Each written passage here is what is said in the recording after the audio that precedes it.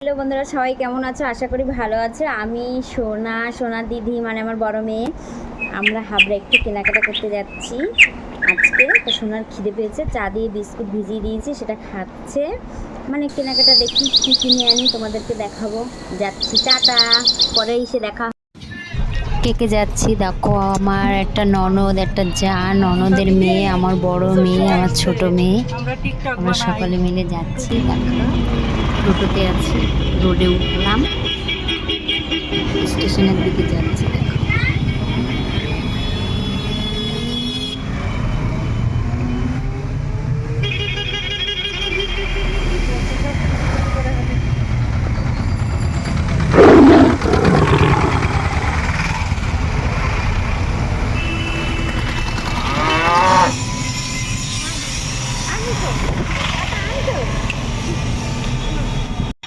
এই ট্রেনে উঠেছিলাম, ট্রেনে উঠে কথা বলতে পারছি না। দেখো কি বলবো, আমার